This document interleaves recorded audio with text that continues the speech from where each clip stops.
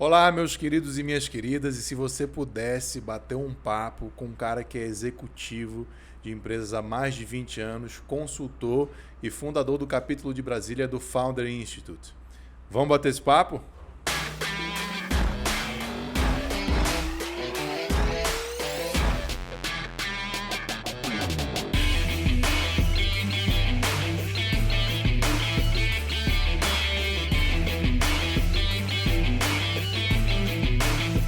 Então, agradecendo aí aos nossos apoiadores, Cotidiano Aceleradora de Startups, Miquiles Tavares, Advocacia Empresarial. Estamos aqui com o Jaime. Brigadão, meu irmão. Valeu, Saulo. Você foi recomendação da Ana, que esteve aqui já na Arx Maravilha, 4H. Ana. Já vou botar aqui o episódio da Ana para a turma conferir depois desse aqui. Jaime, Personal Pitch, se apresenta aí. Quem é você, cara? Eita! Eu sou brasiliense, tenho 11 irmãos, sou de Brasília, minha família é do Rio Grande do Norte, comecei a trabalhar muito cedo. Aos 21 anos fui passar um ano no Rio, fiquei 4, depois eu fui passar um ano nos Estados Unidos, fiquei 6 e voltei para o Brasil e fui executivo da área de tecnologia durante 20 anos, andei em mais de 250 cidades e 50 segmentos de mercado.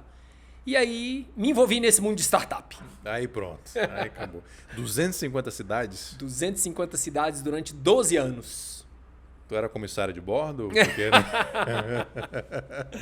A área de tecnologia ela começou a evoluir muito com essa questão da internet e uma das principais demandas era a segurança da informação.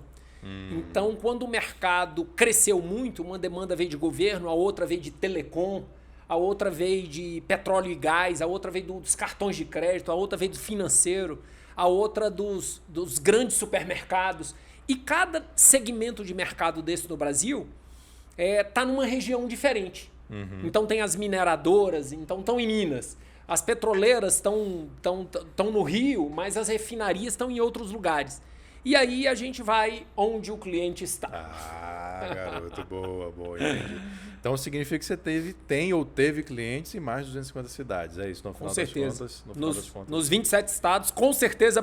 Menos em Roraima. Olha, alguém de Roraima, me convide para ir aí. Pô, vamos arrumar. Eu sou do Amazonas, já posso puxar alguém ali de Roraima ali perto, a gente vai dar um... Amazonas e Roraima. Arruma um projeto aí que a gente pega o avião no outro dia. Vamos dar um jeito nisso.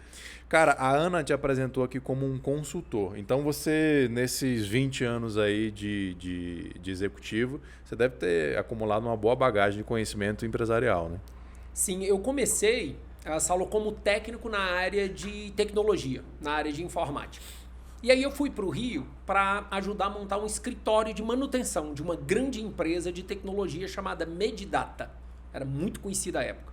E lá eu fui, quando cheguei lá, depois de algum tempo, eu fui para a área de marketing, ajudar o pessoal de marketing a fazer toda a parte de divulgação e suporte a vendas. Tua formação qual é? Tecnologia. E aí fui para a área de vendas fazer a parte de suporte a vendas e pré-vendas. Aquilo me encantou e assim eu fui para vendas. Então essa foi a primeira parte da experiência. Quando eu fui para os Estados Unidos, eu acabei criando essa parte de desenvolvimento de parceiros nos Estados Unidos para empresas de tecnologia brasileira e comecei a viajar em várias cidades. Mas no final, ali do 4º para o 5º ano, eu fui para o mercado financeiro. E aí eu fui trabalhar com essa área que hoje nós conhecemos como inteligência de mercado. E aí eu fui me dedicar muito à parte de planejamento estratégico. E planejamento estratégico, ele tem lá um formato que toda vez que você olha para o mercado, automaticamente você define quais são as empresas principais daquele mercado, quem são os concorrentes, quais são os produtos, os serviços, o valor dos produtos, proposta de valor. Então fica um conjunto de informações muito amplo que acaba dando para a gente uma capacidade grande de identificar oportunidades de mercado. Então eu acabei enveredando para essa área. Fui investidor em algumas épocas, fui executivo em vários segmentos de mercado.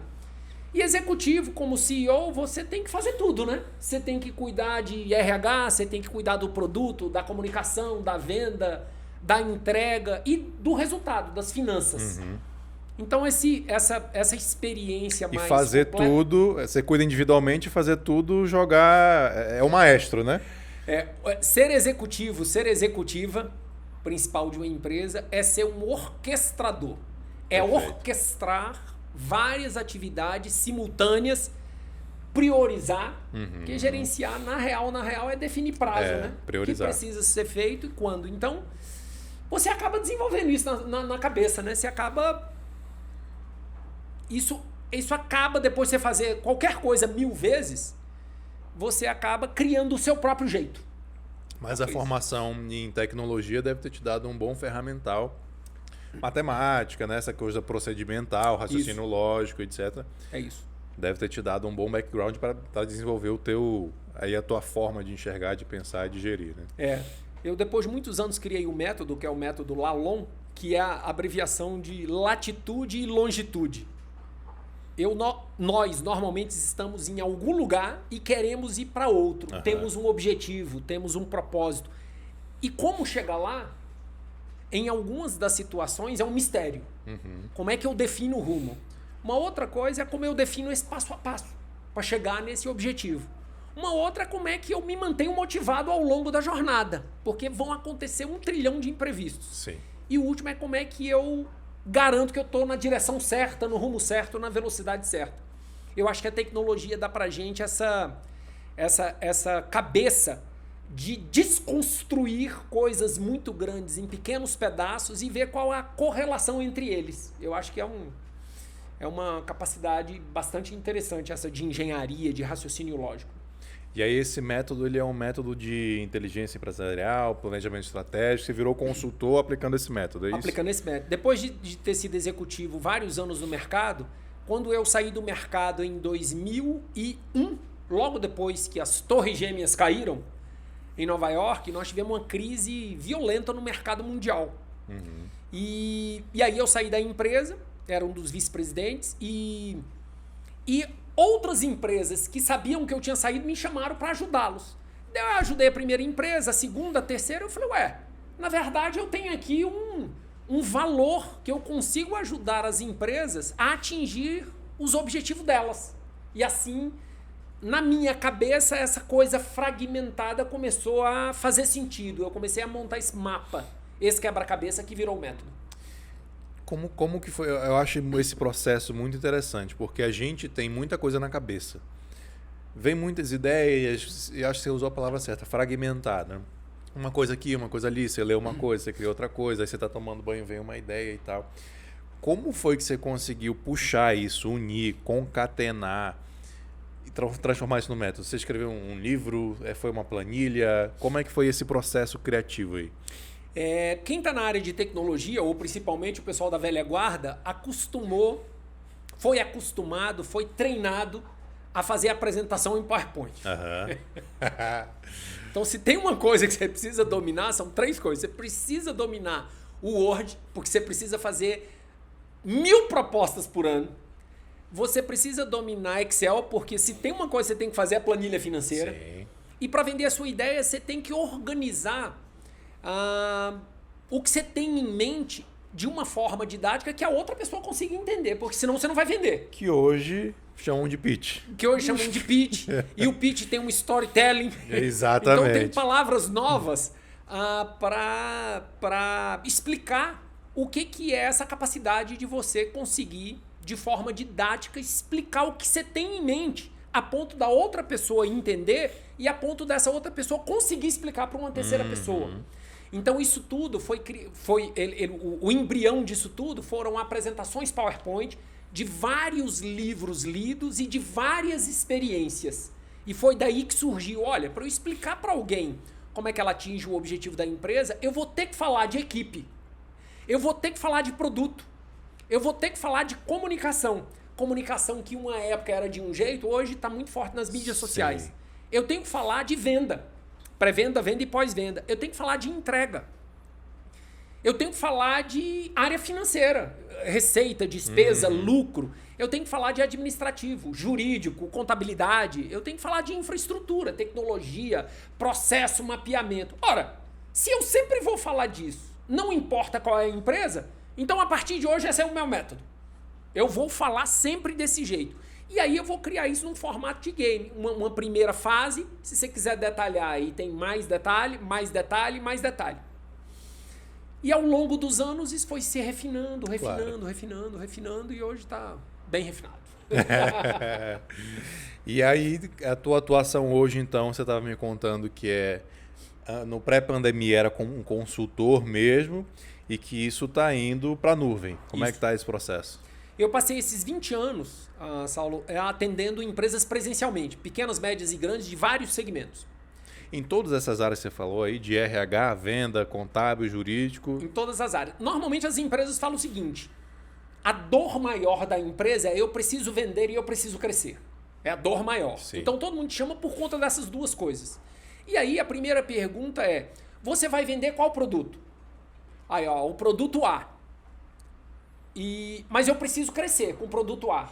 Tem mercado? O seu mercado atual compra mais do produto A? Porque esse é um caminho de crescimento. Pô, e quais os outros caminhos de crescimento? É vender o produto A para o mercado B. Tem outros mercados que comprariam o seu produto? Tem ou não tem? Pô, e tem outro caminho? Tem. Você vai ter que criar novos produtos. Você consegue criar novos produtos? Aí começa. Começa um grande brainstorm. É um método bem binário, pelo que eu estou. Bem desenvolvedor mesmo. Sim ou não, sim ou não, sim ou não. E aí, conforme a conversa ela vai tomando corpo, a gente começa a fazer uma simulação de crescer significa vender produtos e serviços para o segmento que você atua ou para outros segmentos. Com isso, você aumenta o faturamento. Mas para você vender, você precisa de gente de venda. Você tem gente de venda? Ou você vai vender online? Você tem gente de produto? Ou você vai contratar um terceirizado? Você tem dinheiro para fazer isso ou é você que vai fazer? Então, sempre será. Você tem equipe para criar o produto? Para dizer para o mercado que você existe? Para você vender algo?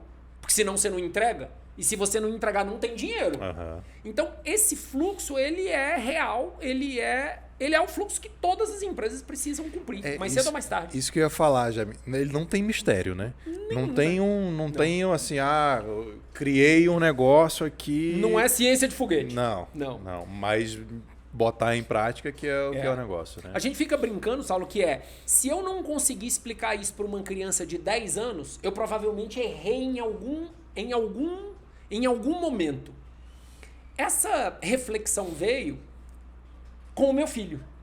Que eu ficava impressionado como é que alguém... Isso foi a coisa que mais me impressionou nesses últimos 20 anos. Como é que alguém fica 3 dias sem comer, sem piscar, sem ir no banheiro, sem fazer nada, só jogando.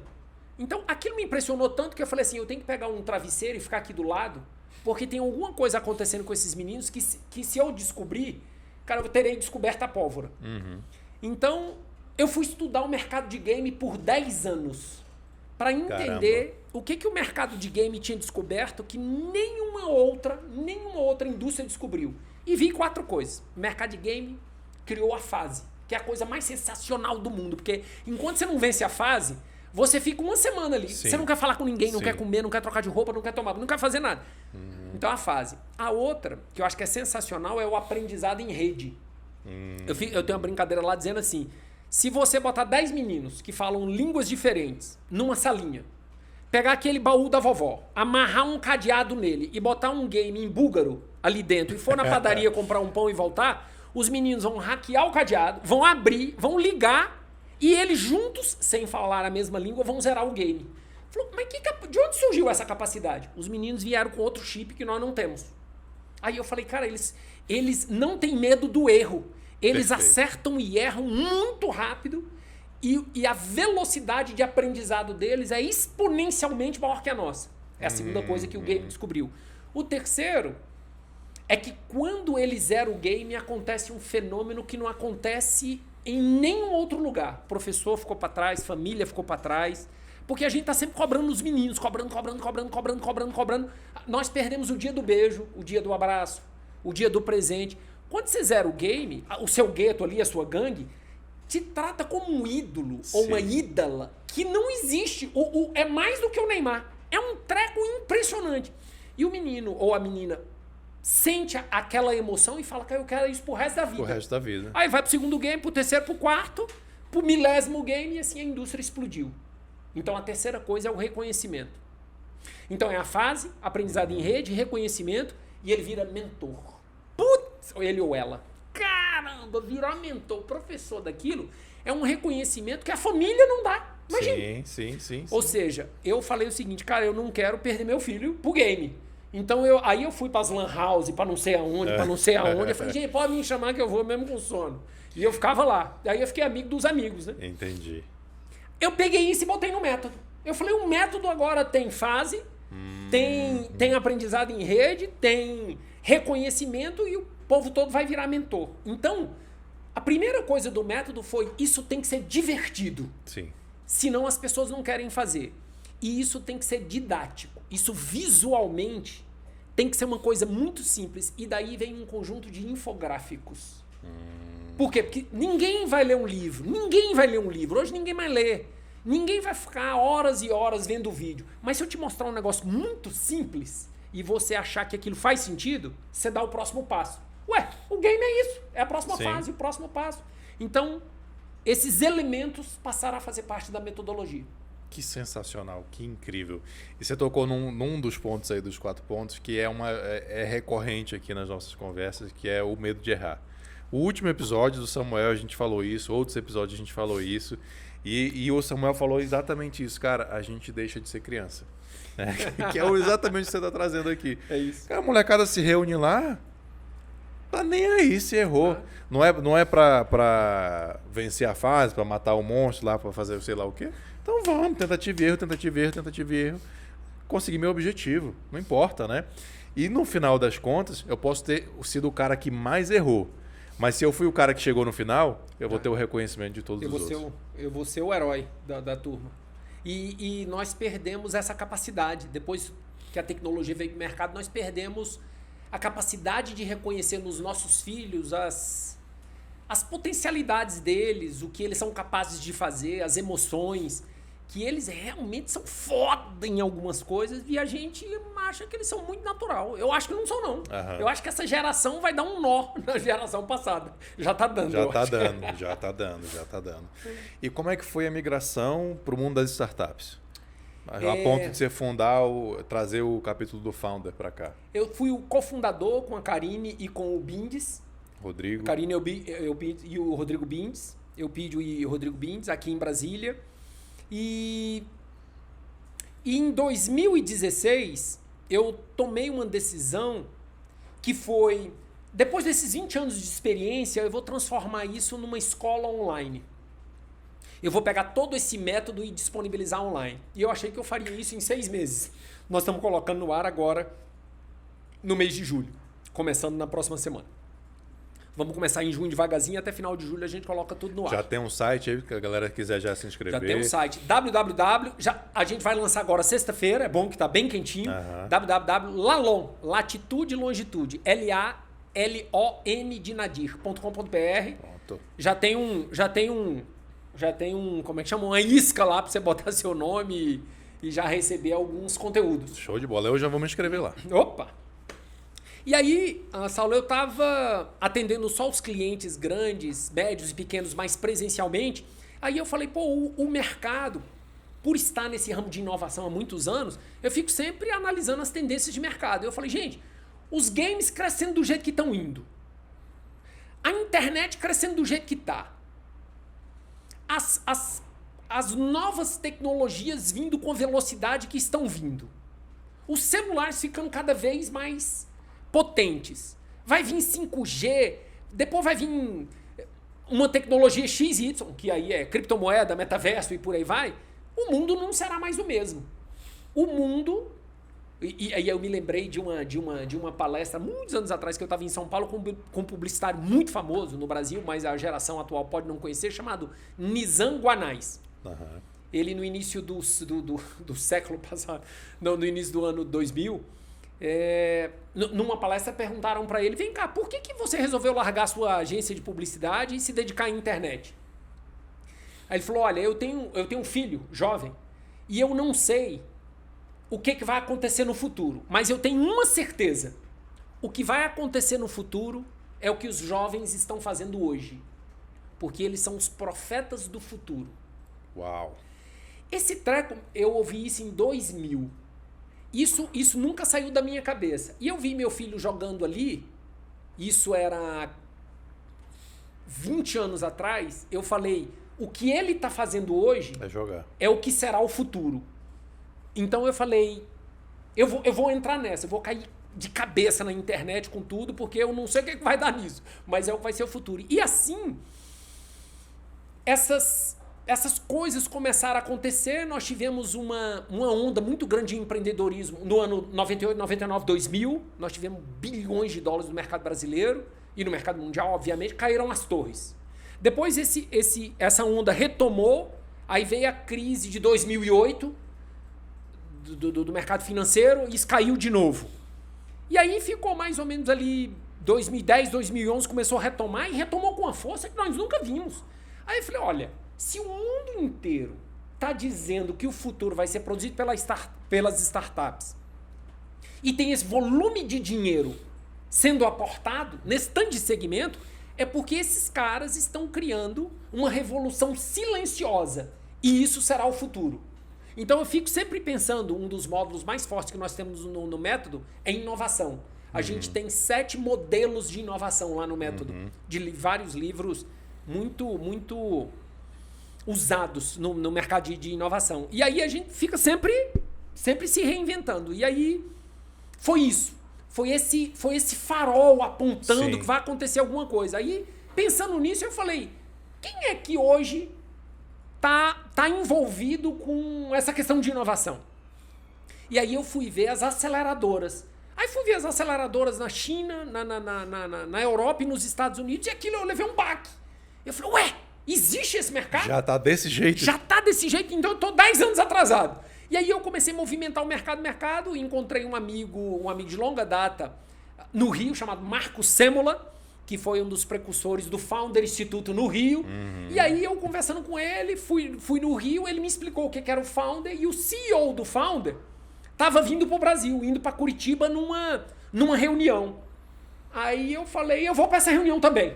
Aí peguei o avião, fui para a reunião, cheguei lá, eu não era convidado, cheguei lá, teve um evento na noite anterior, todos os diretores dos capítulos do Founder estavam reunidos e eu apareci. Eu apareci com o meu amigo Marco Sêmola do Rio, lá nesse evento. E aí eu me apresentei para o CEO, dizendo, eu sou de Brasília e tal, eu sabia que você vinha pra cá, que você tava passando em São Paulo e tudo, eu vim aqui te conhecer e conhecer todo mundo. Ele deve ter achado uma maluquice. Aí ele falou, nossa, mas como? Aí eu fiquei lá de ouvinte, aí começou a reunião, ele me chamou pra mesa, aí eu comecei a dar algumas sugestões, mas queria muito ouvir as pessoas e saber das experiências. Eu falei, o que eu preciso fazer pra levar o capítulo pra Brasília? Aí ele falou, você tem que fazer uma aplicação, você tem que fazer um teste, você tem que fazer isso, e aí eu voltei com isso pra Brasília. Eu falei, e agora? Eu chamo quem? Aí eu falei, vou chamar as pessoas mais doidas que eu conheço. E aí, como todo projeto, quando você tem um projeto muito inovador, parte das pessoas acham que você é absolutamente louco, claro. Taca pedra em avião e corre atrás de avião, taca pedra e corre atrás de avião. Tem um grupo que vai ficar vendo para ver o que vai acontecer. E tem um grupo que é muito inovador, muito visionário, falando, não sei o que vai dar isso, mas vamos juntos. E assim o Rodrigo Bindes foi essa primeira pessoa e a Karine Elpidia foi a segunda. E então nós 3 montamos o Founder. E assim eu comecei a me envolver com várias outras iniciativas. Mas foi uma intuição. É isso que vai acontecer. Fruto dessa frase do Nizam Anais há 22 anos atrás. Fruto da questão de game, fruto da questão de inovação. Então um dos valores que nós temos no Lalon é: siga para onde o mundo está indo e fique ligado ou ligada, porque siga esse farol, porque aí tem negócio. Que sensacional, Jaime, porque assim, de novo, aquilo que eu estava falando, né? Concatenar informações fragmentadas, então lá, acho que 2013 você está falando isso, né? Uma coisa que ficou na tua cabeça dos anos 2000, do início dos anos 2000. Aí, claro, teu conhecimento, experiência, lê daqui, vê aquilo, junta isso tudo, vem uma faísca também que é uma intuição, né? No meu caso, em 2016, eu advogava por uma empresa, era advogado interno, né? E queria sair para empreender. Empreender na advocacia é você abrir o seu escritório. Eu queria sair para empreender e, cara, eu lembro direitinho, eu estava no avião indo para Manaus visitar a família e sabe quando você está meio dormindo, meio acordado assim? E as ideias começaram. Eu levantei, peguei um papel, catei a agenda, né? E comecei... Porque tem o que é seu, tem o que você captou, tem o que é inconsciente, que está ali no fundo da sua cabeça, do seu cérebro. Tem a sua parte ativa, mas tem uma coisa que vem, sei lá de onde, que dá a faísca nisso tudo, que junta isso tudo. E lá em 2016 eu falei, então, eu vou advogar para startup, nesse mesmo raciocínio. Se lá fora esse negócio está bombando, aqui no Brasil ainda não tem nada, 2016, sobre direito de startups, não existia nada em português. Então eu falei, cara, é isso. Vou apostar para colher lá no futuro. Sim, né? sim. Que é isso que você está falando. Vê para onde o mundo está indo e começa a pesquisar e etc. É engraçado que a gente está em 2022 conversando sobre isso aqui. Tem gente que acha que startup é novidade. Né? Você está falando desde 2013 e etc. Então, mas o que eu falo para as pessoas também, e é um pouco o mote do canal, do Dr. Startup Cast, etc. Cara, ainda dá tempo. Ainda é novidade em certo sentido, ainda tem muita coisa acontecendo, ainda está crescendo. A gente ainda está muito atrás dos Estados Unidos, de China, de Israel, de Índia, de Europa. Então ainda tem muita coisa para acontecer no Brasil. Ou seja, ainda tem um campo muito grande, né? Sim. Basta que as pessoas se atentem a essas informações e tem aquela mosquinha, aquele mosquitinho do empreendedor que é um pouco dessa maluquice que você falou, né? É isso. E, cara, aí você tava comentando, então, que tá levando isso para a nuvem. Para a nuvem. Toda essa metodologia. Isso vai ser um curso? Isso vai ser uma escola, comunidade? Vai ser uma escola online com comunidade. Uhum. Porque, depois de todos esses anos, Saulo, para mim caiu uma ficha. Caiu a ficha, denuncia a idade, né? Caiu a ficha. Caiu a... Como é que é? Deu um estalo. O meu telefone deu um sinalzinho. Que é, todos nós temos um potencial infindável. É uma força que nós ainda não conseguimos domar. Uhum. E ela é comum a todo mundo, que é a capacidade de imaginação e a capacidade de sonhar. Independente da classe social, independente da formação. Porque isso explica muito como é que nós temos tantos doutores e temos tantos empreendedores que não têm estudo. Ué, falou, mas se você não tem estudo, não era pra você ter criado isso. Falou, mas são duas faculdades completamente diferentes. Completamente.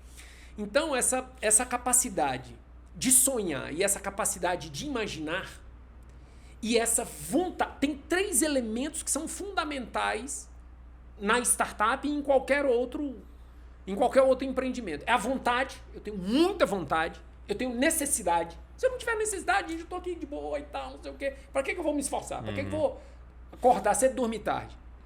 E tem a urgência. E aí a gente brinca lá que no nosso método a gente chama isso de VONO. Vontade, necessidade e urgência. Se essas 3 coisas não combinam com o seu poder da imaginação e com a sua capacidade de sonhar, você não dá um passo para frente. Porque o que explica você tá numa conversa e de repente você tem um estalo, já mudei do caiu da ficha pro estalo. Aí, pronto. Já você incorporou. Tem um estalo e você desembesta a estudar e ir atrás de uma coisa que você não dominava nada, daqui a 72 horas você virou especialista. De onde surgiu essa energia? Como é que você canalizou essa energia toda? É porque ela clique. O primeiro passo dela foi a ideia.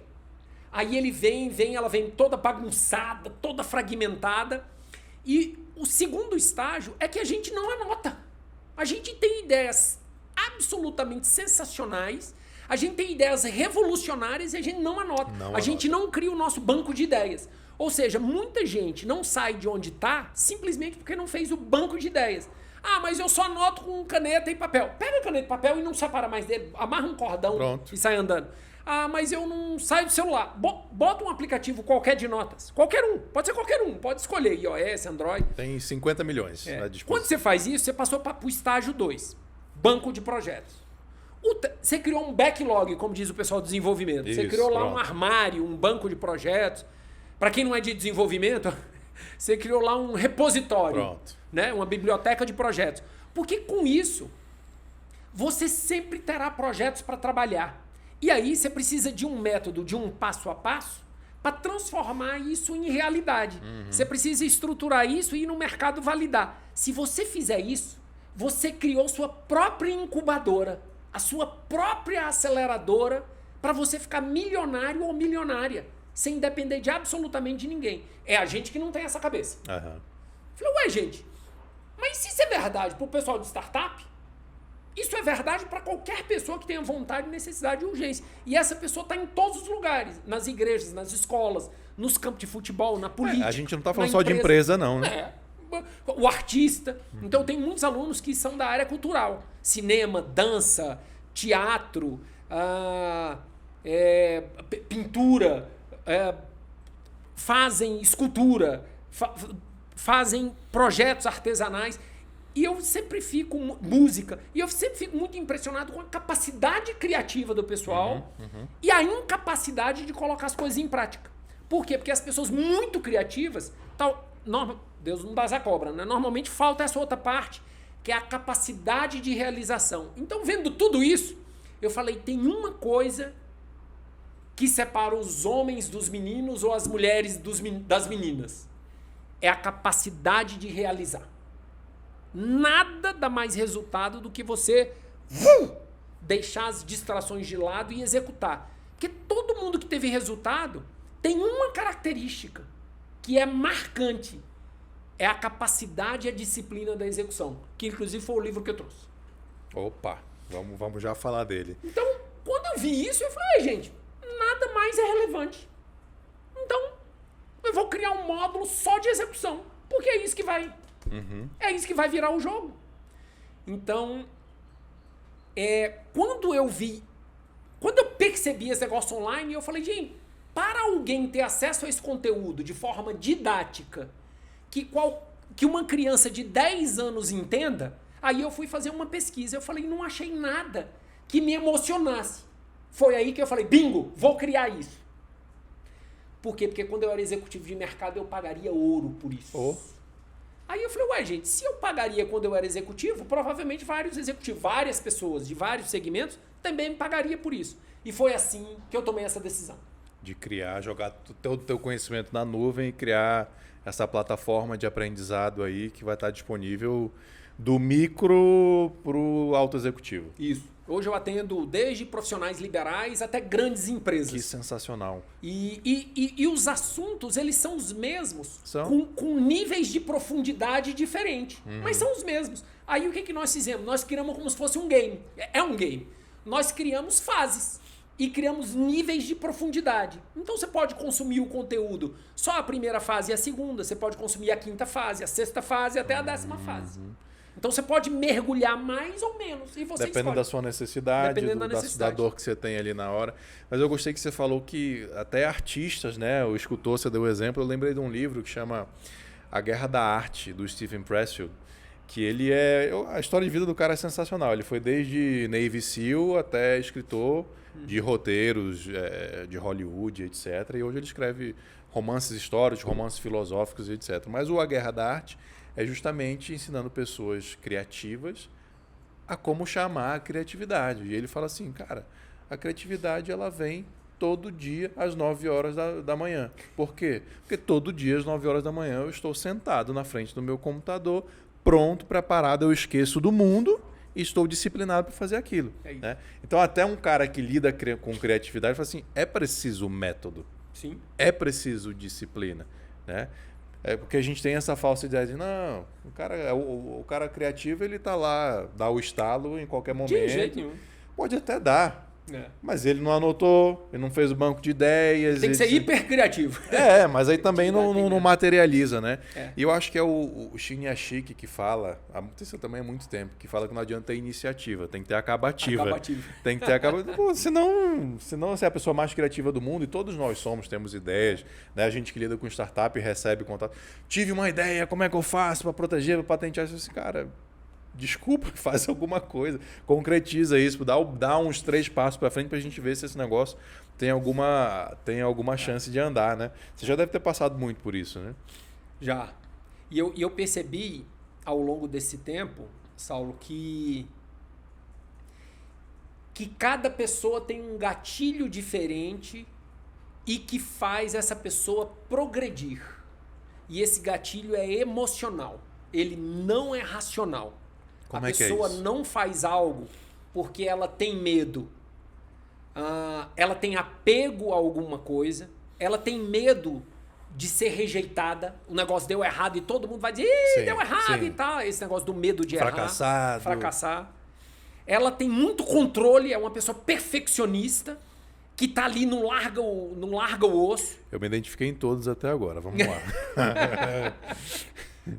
O que mais? E uma outra coisa é a vergonha. A pessoa tem vergonha de se mostrar.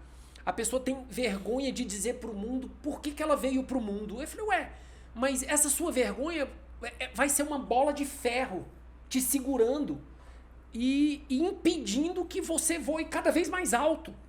Vai lá, se der errado, volta e ajusta. Então eu acho que na nossa cabeça ainda não está formatado que quando você tem uma ideia, criou um modelo, foi no mercado, mostrar isso para alguém, para alguma pessoa, para algum segmento de mercado, para alguma região, na sua cidade, no seu estado ou na internet. A pessoa não concordou com aquilo, ou aquilo não faz sentido para ela, aquilo não é um valor para ela, você descobriu uma forma de como não fazer. É igual o Thomas Edison dizia, né? Eu testei 1000 vezes de como não construir uma lâmpada, de como não criar uma lâmpada. E isso pra gente é um dos maiores tabus, porque todo mundo quer ser perfeito, o mundo das mídias sociais, todo mundo é perfeito, rico, lindo, linda, maravilhosa e tem tudo, e a gente não tem. E aí, pra mim, uma das coisas emocionais que são uma das maiores armadilhas é você criar um parâmetro de comparação com uma pessoa que tem 100 vezes mais que você e você querer ser essa pessoa da noite pro dia. E você está se comparando não com a pessoa, mas com o que ela publica no Instagram, que é bem diferente. Completamente diferente. Então, tem essa coisa do crescimento, tem essa coisa do resultado, que hoje você tem que ser 1% melhor do que você foi ontem.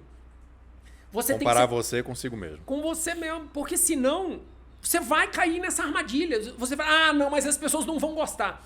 Eu acho que o dia que essa máscara cair, o dia que é esse estalo, eu já parei de falar ficha, o dia que der esse estalo, eu acho que você vai ser uma pessoa muito feliz. Mas muito feliz, muito feliz. E eu tô falando isso porque eu sofri isso durante 5 anos. Eu era executivo do mercado, tinha uma vida maravilhosa, tinha recursos que bancavam muito mais do que eu precisava. Um dia eu tive que tirar o terno, botar calça jeans e eu tive que bater na porta, de porta em porta, para oferecer os meus serviços. E eu descobri que aquilo que eu achava que era o maior valor do mundo, muita gente achava que eu era doido. E aquilo para mim foi um banho de água fria e me fez passar por um processo de reinvenção. Para dizer onde eu estou errando, o que eu tenho que aprender, o que é novo no mercado. Então, eu acho que quem está mais ligado à área de tecnologia tem essa coisa da onda, do nascer e morrer as coisas muito rápidas e você tem que se adaptar muito rápido. Mas tem pessoas que estão muito arraigadas no conservadorismo, no não posso mudar, eu sou desse jeito. E o seu crescimento está diretamente ligado à sua capacidade de mudança. A sua capacidade de execução é um pilar e a sua capacidade de mudança é o outro pilar. Se você não tiver essas duas flexibilidades, o que você está dizendo é, vou viver no passado. Então, isso aí que você está falando se traduz no mercado das startups no famoso pivotar, né? Pivotar. Capacidade de pivotar, que une a capacidade de falar, errei, tá tudo bem, aprendi, vou mudar o curso do meu navio. Não tem nada mais... É a história do Titanic, né? A geração de hoje talvez não tenha visto o filme também, a gente está denunciando a idade de novo. Mas o Titanic é aquela história. Esse navio é inquebrável, eu sou o capitão desse navio, eu sei o que eu estou fazendo, eu não vou desviar meu curso. Sim. Cara, mas todas as informações estão dizendo que tem um iceberg ali na frente, amigo. Vamos desviar o curso, porque se seu curso está errado. Você é o fodão, tudo bem. O seu navio é o fodão, tudo bem. Mas tem um iceberg ali na frente. Né? Se você se despir disso, e eu acho que você falou quanto mais alto o cargo também, né? O CEO, as letrinhas, o terno, a gravata, mais você fica encapsulado nessa, eu não posso errar, eu já cresci na vida, olha como as pessoas me enxergam, como é que um CEO vai errar, né? Mas você fica ali apegado a sua mentalidade. E no mundo que muda com essa velocidade de hoje, pô, é só óbvio e natural que você tem que se adaptar e modificar, né? Mas, cara, tem uma coisa que me chama muito a atenção em ti, que é a energia. É impressionante a energia que você tem, a empolgação que você tem. Eu não sei se você foi sempre assim, mas eu queria te perguntar duas coisas nesse sentido. De onde que vem isso? E conectando essa pergunta, a gente falou muito aqui em método, né? Em execução, em disciplina. Mas eu acho que a disciplina ela não se sustenta no longo prazo se não tiver algo a mais que eu acho que tem a ver com essa energia que você tem. Sim. De onde que vem isso e eu fiz a conexão correta? Fez. Eu acho que a energia vem da minha mãe, porque eu tenho 11 irmãos. Imagine hoje eu tenho 2 filhos e eu fico desesperado com eles, com a demanda. Quando eu lembro para trás e lembro da minha mãe foi a primeira CEO que eu conheci. Ela tinha um restaurante, porque tinha que alimentar 12 pessoas, mais pai, mais tio, 15 pessoas. Uma lavanderia. 5 refeições por dia, né? 3 refeições por dia, vezes 15, dá 45, vezes 2 lanches. Teve uma lavanderia. Imagine se você sujar só 3 peças de roupa, que você suja fácil, né? É 3 vezes 15. Ave Maria. Sem máquina de lavar, sem nada. Então ela teve também um escritório de coaching, de gestão de conflito, de negociação, de planejamento. E eu acho que a gente vivendo naquele ambiente ali, a família é sempre a nossa primeira escola, né? Claro. Você aprende coisas que você leva pro resto da vida. Além dos valores, você percebe, você só não aprende no livro, né? Você aprende muito por exemplo, pelo exemplo das outras pessoas. Então eu acho que isso foi a minha primeira escola. E a outra coisa que eu acho que gera muita energia para todo mundo são 3 grandes pilares que eu acabei trazendo isso para a minha vida. Que é o esporte, a prática do esporte, porque gera dopamina, serotonina e tudo, e você gerencia aí os estresses. É a parte da alimentação e a parte do dormir bem para recompor o corpo. Então, eu pratiquei futebol durante muitos anos e pratiquei tudo quanto foi tipo de esporte. E hoje eu faço corridas e bike de longas distâncias. Legal. E isso me mantém... Isso me ajuda a gerenciar o estresse do dia a dia com esse tanto de projeto em tantos segmentos diferentes, em estágios diferentes, né? Então, eu acho que vem daí. Esse é o segundo ponto. E o terceiro, que eu acredito piamente, se você não tem um projeto de futuro, se você não tem uma visão de futuro e um propósito que faça o seu coração quase sair pela boca e o seu sangue quase sair pela veia, eu acho que você não tem a capacidade de inspirar as outras pessoas a se descobrirem, a acreditarem que são capazes. Porque isso, o tom de voz, a gesticulação, a forma como você fala, o seu entusiasma as pessoas. Sim. E às vezes as pessoas nem sempre têm a oportunidade de ter pessoas do lado delas que façam com que elas se descubram, que elas encontrem dentro delas o que é aquela semente do pleno potencial, para elas desabrocharem. E eu acredito piamente que todas as pessoas têm um pleno potencial a ser descoberto, em qualquer área. Sem dúvida. Então vem daí. Vem daí por essa crença de eu ter gerenciado a equipe durante tanto tempo, durante esses 22 anos, e ter ajudado a formar líderes que hoje estão em posições de grande destaque em vários segmentos de mercado e que eu me orgulho profundamente. É isso que te dá o tesão, então, formar outra pessoa. Formar pessoas, é compartilhar essa visão de futuro para que as pessoas desabrochem. Isso para mim é a coisa mais relevante que eu faço hoje. É a coisa que mais me dá prazer. Isso é incrível também. Eu sinto esse mesmo prazer. Como professor, como gerador de conteúdo, você toca as pessoas, né? E hoje em rede social, você toca pessoas que você não viu, você não sabe quem são, estão em outro lugar. Isso é muito poderoso, né? Eu compartilho isso muito com a minha esposa, com a Lud, e falo assim: olha isso aqui que essa pessoa escreveu aqui. Ela tá falando isso porque não me conhece de perto, mas realmente isso é incrível, né? Deixa eu tentar organizar o raciocínio do que a gente está falando. Então você está me trazendo que eu preciso de um método, né? Eu preciso de ter disciplina. e um método para alcançar os meus objetivos, mas isso não basta. Eu preciso de um propósito, eu preciso de um sentido. E isso, pessoal, que o Jaime está falando é tão verdade que tem um livro chamado Em Busca de Sentido, não sei se você conhece. Viktor Frankl.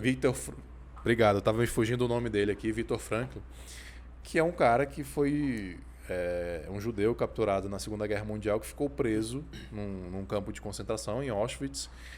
E o cara começou a falar assim, por que tem gente que morre aqui dentro e por que tem gente que sobrevive sem comer, sendo torturado, vendo a família morrer, etc, etc, etc. E ele criou um ramo da psicologia, né? Ele criou uma escola de psicologia com base nesse livro, nesse raciocínio dele. E a conclusão dele foi essa.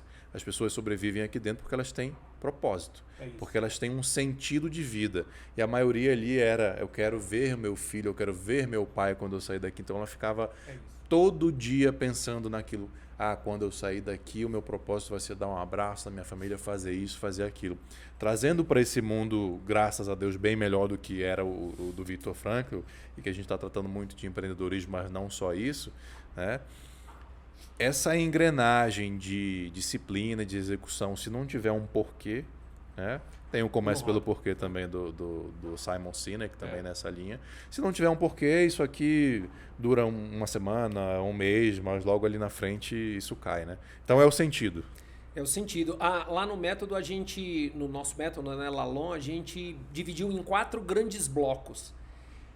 Se você não tem um rumo, se não está claro o caminho para você, você provavelmente vai para a direção errada.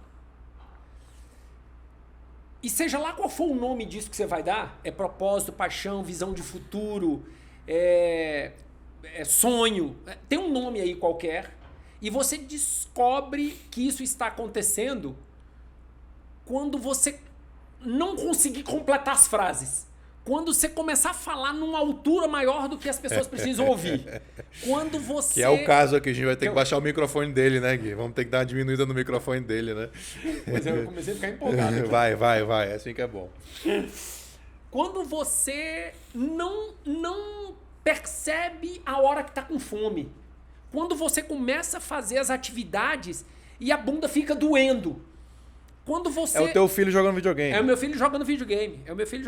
É o estágio do flow, né? Tem um TED Talk também que explica sobre o flow. Eu não lembro, mas digita aí TED Talk Flow. Então, esse é o estado de flow. É quando você usa o estado de flow, é quando você usa o máximo da sua capacidade para resolver questões que você precisa resolver. Porque se o desafio for maior que você fica para baixo. Você fala, eu não tenho competência. Quando sua competência é maior do que o seu desafio, você fala, isso também não é motivante. Então, o estado de flow é quando você equilibra essas duas antenas parabólicas rodando, quando elas sincronizam. Então, esse é o primeiro pilar do método. Você precisa descobrir o que é isso. E você ajuda a descobrir como descobrir? Sim. E aí, cada pessoa tem um canal que descobre esse sentido da vida de forma diferente. Tem pessoas que fazem isso vendo vídeos. Seriados, vídeos na Netflix, no YouTube, que são coisas que fazem com que a pessoa desperte. Tem pessoas que tem que ser livros. Tem pessoas... Porque as pessoas aprendem e se motivam de forma diferente. Tem pessoas que só conseguem fazer isso se ensinarem. Porque ao ensinar, a pessoa descobre que sabe. Porque para ensinar... Você precisa estruturar o seu conhecimento. Tem pessoas que precisam conversar. A pessoa não sai do lado se ela não tiver uma outra pessoa para conversar. Tem pessoas que precisam sofrer. Tem pessoas que precisam estar em estado de flow, precisam meditar. Então, tem o canal, você precisa descobrir qual é o seu canal, onde você mais se motiva. E tem gente que faz isso através de pesquisas. Começa a pesquisar. A pessoa precisa de todas as peças para depois montar o todo. E tem pessoas que só aprendem se você der o todo. Você tem que dar o mapa, a pessoa, nossa, é isso. Aí a pessoa desconstrói. Então, isso são os canais que fazem com que eu, você e todos nós aqui, quem está nos ouvindo, tenha esse estalo. Esse farol aponta. O GPS regula e diz, bum, esse é o meu caminho. Então, esse é o primeiro passo. O segundo como é que é o passo a passo para chegar até esse futuro desejado. Tem gente que não tem essa capacidade. Tem gente que sai fazendo na tora e tem gente que só dá um passo se tiver tudo certinho. Sim. Então você tem que ter as duas possibilidades, porque cada pessoa tem um perfil diferente. Tem uma pessoa muito sonhadora, tem uma pessoa muito criativa, tem uma pessoa que só vai com método, tem pessoas que se você não der, e aí tem a ver, se vocês tiverem interesse, pesquisem aí os arquétipos, os 12 arquétipos de Jung. Porque lá tem os perfis de pessoas e como essas pessoas pensam e como essas pessoas se inspiram. Veja lá qual é o seu perfil, digita aí 12 arquétipos de Jung. Vê qual é o seu arquétipo. A turma que gosta de storytelling tem que saber isso de trás para frente. De trás para frente, frente para trás, de trás para frente, frente para trás. Então, esse é o segundo passo. Porque uma vez que isso está claro, você consegue definir qual é o seu melhor método de criar esse passo a passo. Tem gente que se planejar não sai do lugar. Tem gente que não sai do lugar se não planejar. Então, esse segundo passo é você organizar esse seu caminho. Porque se você não organizar isso, você está pegando o seu pleno potencial e desperdiçando. E o que explica, Saulo, uma pessoa que menos capaz que você, com menos formação e menos experiência, ganhar 100 vezes mais que você? Tem que ter uma explicação. Tem que ter alguma coisa. Gente, essa pessoa descobriu qual é o caminho e essa pessoa descobriu o método dela de como criar esse passo a passo. Segundo pilar. Terceiro pilar. Esquece as distrações. Esquece as distrações. Nossa, nesse mundo de hoje. Esse é um desespero. Veja a melhor forma. Você tem que ver as técnicas. Bota aí na internet. Melhores técnicas para evitar distração. Vai aparecer provavelmente aí uns 8 livros. Pega os 2 melhores para você, que aí você começa a trabalhar e para daqui a 40 minutos. É uma técnica chamada Pomodoro. É você botar o fone, é você desligar os cliques aí do seu celular, é você desligar todas as mídias sociais e se dar um prêmio. Trabalha 50 minutos, 10 minutos de prêmio. 50 minutos é demais para mim. Faz 25 minutos e descansa 5. Eu consegui fazer isso, hora eu trabalho 3 e descanso meia, hora eu trabalho 1, depende do dia, da inspiração. Sim, claro. Mas se você não tem isso, você não tem a disciplina de execução. Se você não executa, você não tem resultado. Ora, gente, se você não tem resultado, você não tem o dinheiro que você precisa. Se você não tem o dinheiro que você precisa, você não tem a qualidade de vida que você precisa e a qualidade de vida da sua família. A realização, a saúde, a família, tudo. Então tem um pacotão aí que na real é o que você quer. Qualidade de vida para você, para sua família, você quer viajar, você quer ter um carro, você quer ir nos restaurantes, sei lá, o que é importante para você? Você quer ter uma bicicleta, uma moto, você não quer ter nada, você quer morar no mato. Essa coisa que é muito importante para você, você vai ter com dinheiro. Caramba, mas para ter dinheiro tem que ter a disciplina da execução, da realização. Terceiro pilar que é o livro. Execução. Vamos pegar esse livro. Livro. Vamos pegar o livro. Ali, tá naquela mochila preta ali. Vamos pegar o livro. Enquanto isso, turma, se você aprendeu alguma coisa com o Jaime, curte esse vídeo, compartilha, se inscreve no canal, clica no sininho. Essa é a retribuição que você dá para mim e para o Jaime por ter aprendido qualquer coisa. Se você deu um sorriso aqui com a energia dele, retribui a gente, porque isso ajuda demais o canal, ajuda demais a gente a crescer, fazer com que esse vídeo chegue para mais pessoas. Então, a única coisa que a gente está pedindo aqui, que eu estou pedindo é assim, cara, curte, se inscreve no canal, clica no sininho e compartilha. Vamos lá, o livro. O livro! Opa, livro com vinho, olha aí. Livro com vinho. Aqui é turma, por isso que eu gosto da Facilite Tecnologia Contábil, porque além de manjar tudo de contabilidade, os caras são um estúdio, serve vinho, café profissional, aqui Eu queria ser convidado várias vezes. Eu tenho 150 conteúdos, tá, gente, para compartilhar. Esse aqui é um dos... Lá no nosso programa, nós temos 120 livros que a gente compartilha o conteúdo. Esse é um dos principais. Os livros estão divididos entre estratégia, planejamento, execução, operação e gestão. Por quê? Gente, imagina o seguinte, eu comecei agora, eu cismei em 2022, um plano que eu botei. Todo ano eu tenho lá os sonhos. As metas. As metas. Saulo, e eu descobri ao longo desses 22 anos que o que me mantém vivo é sempre fazer alguma coisa que eu não domino e aprender uma nova coisa. Isso me mantém sensacional. Vivo. Que é sair da zona de conforto. Sair da zona de conforto. Para usar a palavra da moda, a expressão da moda. E eu descobri que esse ano eu ia correr 4 maratonas e 12 meia maratonas. E aí eu comecei a treinar lá em setembro. E aí um dia eu saí para andar de bicicleta com uns amigos e eles falaram que eu tinha uma barra forte, que aquilo não era uma bicicleta. Barra forte é uma bicicleta de 30 anos atrás feita de aço. E eles tinham uma bicicleta com tungstênio e adamantium, que ela faltava flutuar. E nós começamos a brincar. Um deles falaram assim, anda aqui nessa bicicleta. Aí eu falei, rapaz, isso aqui é uma revolução.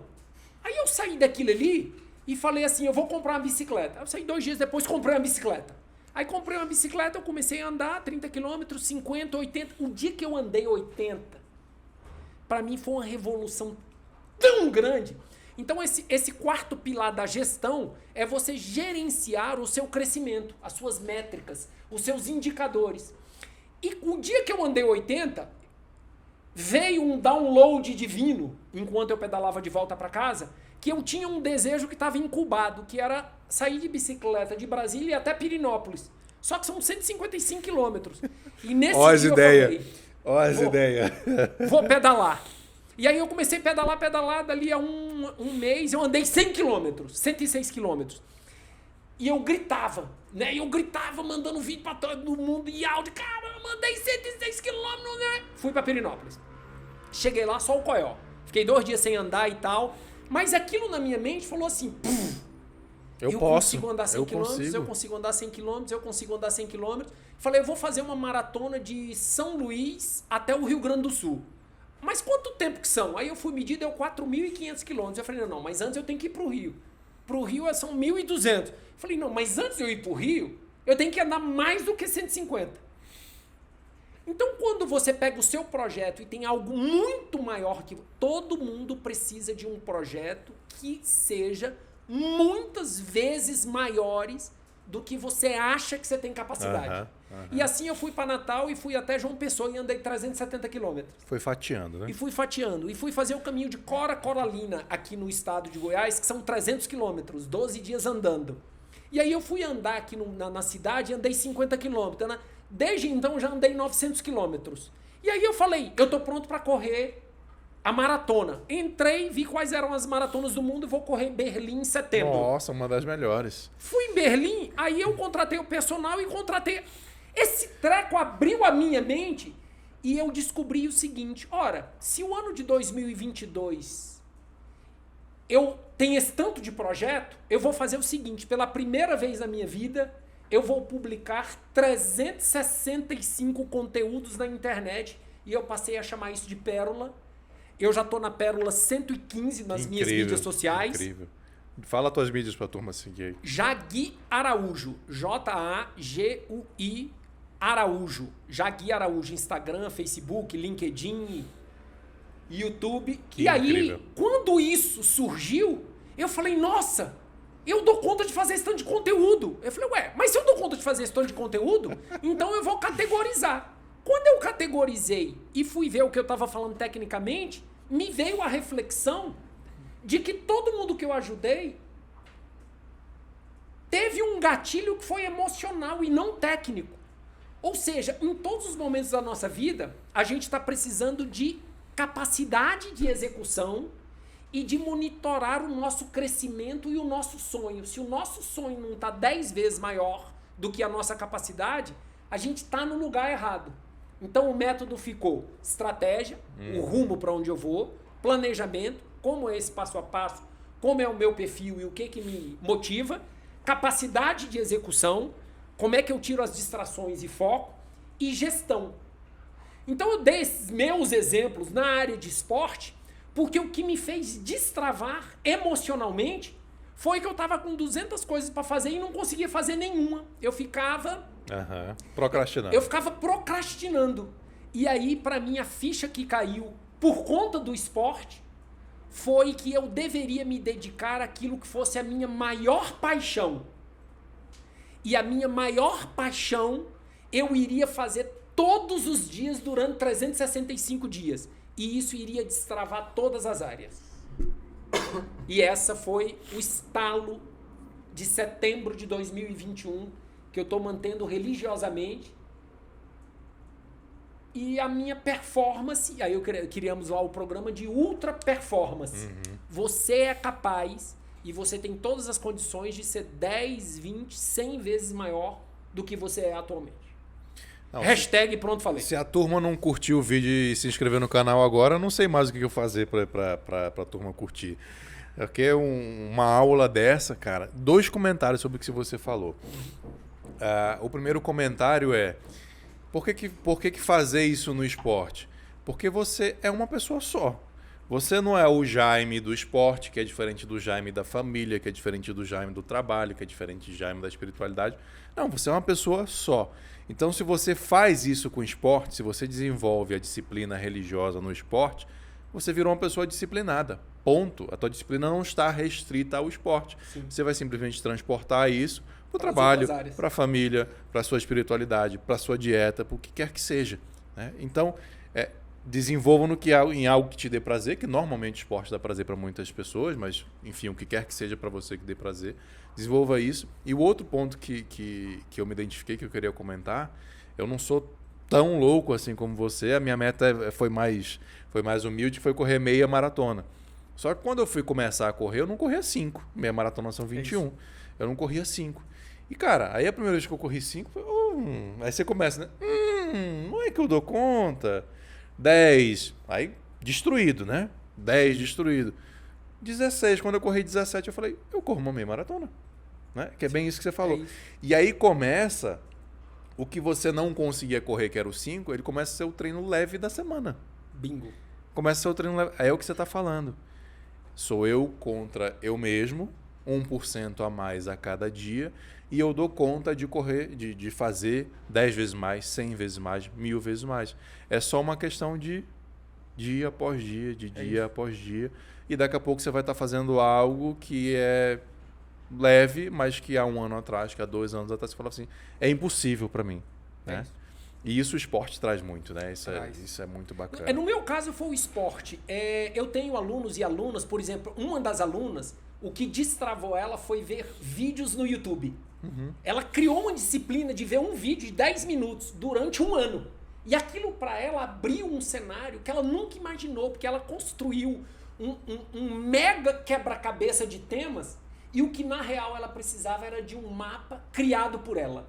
Tem outra, me lembrou uma outra frase do Haroldo Dutra Dias. Ele fala assim: as pessoas normalmente superestimam o que elas conseguem fazer em 1 ano. Aquelas metas de final de ano, você enche de meta e tal, você superestima o que você consegue. Mas elas subestimam o que elas conseguem fazer em 10. Sim. Né? É isso. Elas acham que dão conta de fazer um monte de coisa em 1 ano, mas em 10 anos elas acham que não dão conta de fazer. E é o contrário. Se você fizer todo santo dia, consistência e disciplina, cara, em 10 anos você é outra pessoa. Outra pessoa. O que esse livro conta aí pra gente? Quem é o autor? Qual o título dele? Larry Boston e Ramcharan são dois... Eles são dois consultores muito reconhecidos no mercado mundial. Esse livro virou a Bíblia durante um período muito grande para as principais empresas do mundo. E ele aqui, assim, preto no branco, tem coisas maravilhosas, mas eu marquei aqui duas coisas que são muito relevantes. São 7 comportamentos essenciais do líder. Conheça o seu pessoal e a sua empresa. Insista no realismo. Pare de sonhar. Sonhe muito alto, mas foque no dia. Estabeleça metas e prioridades extremamente claras e comunique isso para toda a equipe. Conclua o que foi planejado. Pare de começar as coisas e não ter acabativa. Foi o negócio que você mencionou. Recompense quem faz. Você não pode privilegiar as pessoas que falam, têm uma oratória maravilhosa, vendem como ninguém, mas não realizam. Recompense quem realiza, porque a sua empresa, o seu projeto, ele vai ter resultado com as pessoas que realizam. Amplie a habilidade das pessoas pela orientação. No nosso caso, a gente compartilhou com as pessoas a metodologia da história de vida. De todos os livros que cada um de nós lê, não tem livro mais importante do que a história da sua vida. Porque só você sabe tudo que você viveu para chegar até aqui. Seu cônjuge não sabe, namorado, esposa, amigo, não sabe. Só você sabe quando você bota a cabeça no travesseiro. E isso tá lá, as pegadas dessa sua trajetória estão lá na sua história. Conheça a si próprio. Então o livro da vida também é para você revisitar qual é o seu estilo de vida, o que você gosta, quais são as suas paixões, porque quando você não tá ligado com a sua paixão, é ela que vai te destravar. Para algumas pessoas, foi culinária. A pessoa começou a cozinhar, comprou uma panela, outra, um fogão, pum! E aquilo levou uma disciplina para a vida pessoal, para a vida profissional. Para algumas pessoas foi ler. Para algumas pessoas foi cuidar do jardim.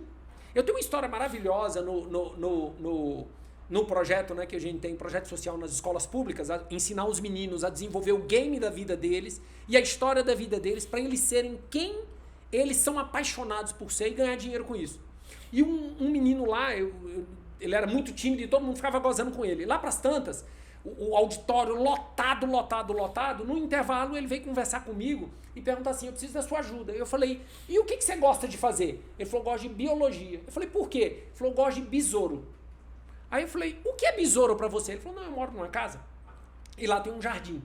E lá tem um besouro azul, tem um besouro verde, tem um besouro com a carapaça forte, tem um com chifre, tem um com isso, com aquilo. Eu chamei a professora de biologia.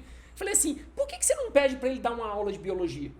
E ele trouxe os cartazes com todos os besouros e deu uma aula. E ele entrou em estado de flow porque ele fez pesquisa na internet e ele virou o ídolo da sala. Ele virou o cara que todo mundo fazia bullying para uma pessoa admirável. Então é daí que vem a crença de que é muito importante você descobrir, seja lá qual for a sua paixão, não tenha vergonha dela. Culinária, fazer unha, corte e costura, cabelo, corte e costura, gibi, game, tatuagem, tênis, corrida, vinho, café, mesa, marcenaria, DJ, som, edição de vídeo. Essa sua paixão, isso que você faz, que você não vê o tempo passar, é aí que está o mistério. É aí que está o gatilho para você destravar em todas as suas áreas. Porque nessa área você é imbatível. Porque todo mundo que faz atividades repetitivas e não se cansa, desenvolve uma maestria que você pode levar pro resto da sua vida em todas as áreas. Jaime, eu não vou nem falar mais nada. Eu só vou te agradecer, mostrar o livro. Porque, cara, que podcast sensacional. Que aula de empreendedorismo, que aula de vida, sensacional, cara. Só tenho muito a te agradecer aqui pela presença. Eu curti demais, espero que você tenha curtido. Curti demais. Se a turma ainda não curtiu, você está ouvindo no Spotify, se inscreve no YouTube. Você está ouvindo no YouTube, se inscreve lá no Spotify também. Você não perdeu o conteúdo do Dr. Startup Cast, que sai toda terça-feira ao meio-dia. Meu irmão, brigadão demais, se despede aí da turma. Gente, foi isso. Sensacional. E eu tô deixando papo para outras, viu? Opa! Tô deixando papo para outras. Se despede aí da turma, brigadão, cara. E deixa de novo tuas redes aí, Lolan, Lalon. Saulo, obrigado pelo convite. É um prazer estar aqui com você. Doutor Startup, gente, sigam aí em todas as mídias sociais. O meu lá é Jag Araújo, minhas mídias sociais. J-A-G Guilherme, né? G-U-I Araújo. Jag Araújo são as mídias sociais. E o site que está indo para o ar com uma escola online de empreendedorismo, com todos esses assuntos que eu comentei aqui, e com uma super comunidade em todas as áreas, com os projetos muito doidos, muito doidos, que é o que faz o nosso sangue ferver, porque a gente acredita piamente que cada pessoa tem um potencial inexplorado, e se a gente ajudar essa pessoa, te ajudar a descobrir o que é isso, você vai voar alto, vai ganhar dinheiro, vai ser feliz com uma coisa que é a sua paixão. Então o site é Lalon, Laranja Arnaldo, Laranja Ovo Nadir, lalon.com.br, que significa latitude e longitude. Então vamos juntos, nos acompanha aí nas mídias sociais, que o mês de junho e julho nós vamos colocar no ar um projeto de 20 anos que nós estamos dedicados com unhas e dentes, corações e mentes, nesses últimos 3 anos, e finalmente está indo para o ar. Nós vamos liberar inicialmente no mês de julho 120 conteúdos. Só 120? Ave Maria. São em formatos de pérolas, de 3 a 4 minutos, com várias sacadas de vários assuntos diferentes, com podcast e texto, com blog. E aí nós vamos, em julho, começar a liberar os materiais gratuitos no formato de infográfico, para te ajudar a destravar aí no seu negócio, nesse seu projeto. independente da área que você tá, se você é funcionário público, se você é cientista, se você mora em outro país, se você fala em outra desenvolver um hobby. É transformar o seu hobby e as suas paixões em algo que te dê dinheiro e você seja feliz, porque a gente tem no mundo que nós temos hoje, né? Eu acho que a nossa missão é deixar o mundo mais feliz, né? E esse ajudar todo mundo a atingir o pleno potencial, usar o pleno potencial, é a nossa missão. Então, obrigado, Saulo. Obrigado. Da Facilite, obrigado, gente. Vamos juntos. Vamos juntos, turma. Sigam o Jaime aí, porque recomendo demais. Eu, de verdade, vou me inscrever agora e seguir o Jaime agora, que eu ainda não seguia. Eu tô super curioso por essas pérolas aí. Mas a gente marcou outros papos. Um abraço, turma. Valeu. Tchau, tchau. Obrigado. Abração. Valeu.